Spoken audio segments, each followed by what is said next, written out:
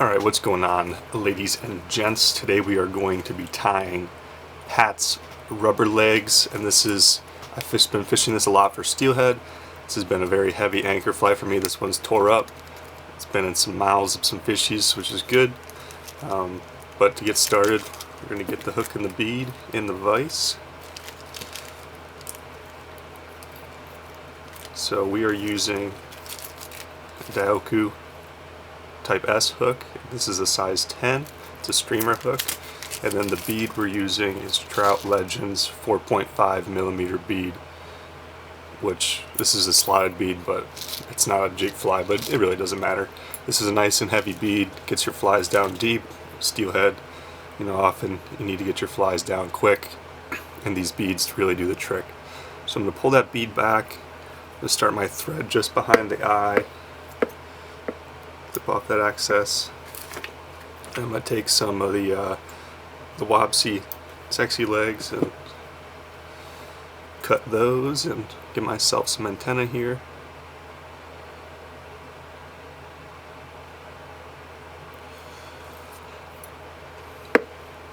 And I like to just tie in one piece and then fold it back over.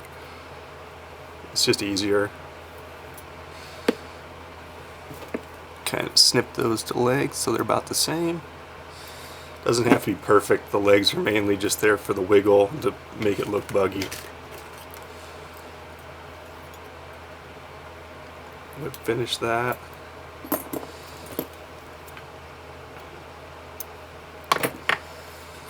And I like to throw a little bit of super glue on top of that thread, kind of hold that bead down, and then that bead slides right over top of that thread. And then if you want it to be super heavy, you can do full shanks of lead. I have some tied like that. This one we're just going to leave as just the bead. That's a pretty heavy bead that'll get down in some pretty heavy water. Get our thread started behind there. Work ourselves all the way back. And I like to tie down the bend of the hook a little bit. Take our legs again.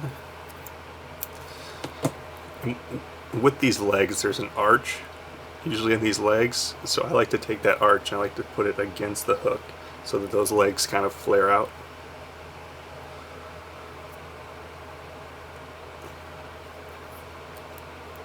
And they will roll on you. It's not always going to be perfect. Just like I said, I don't really think it matters all that much. Tie that down. Flip it to length, and you can see we got our legs splayed out like that. Take a little bit more off of that. And then we're going to take our chenille. This is the coffee and the black and the brown. I like to take the edge and just pull some away, exposing that thread there in the center. And then we tie that in. And what that does is that just prevents a little unnecessary bulk, gives us a nice taper. When you do have lead here, the taper is even better, but we don't really need it for this one right now. So tie midway up, and then just begin to wrap that forward.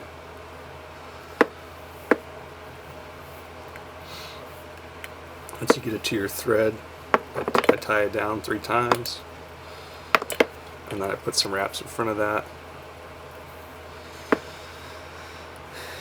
Then we go back to our legs. I like to grab the scraps from the tail, tie that in. And if you have to, you just adjust it with your fingers before you fully cinch it down. I don't know where the other one went, so we're going to do this.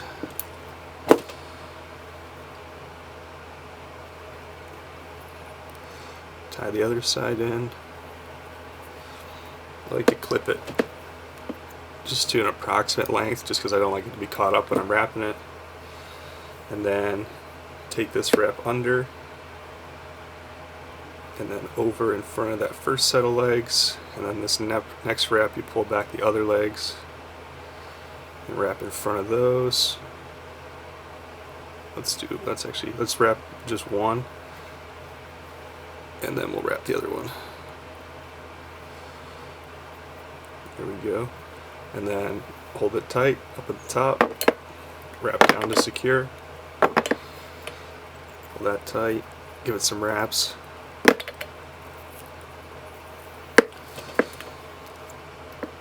Cut that off. A few more wraps just to secure. Get rid of that.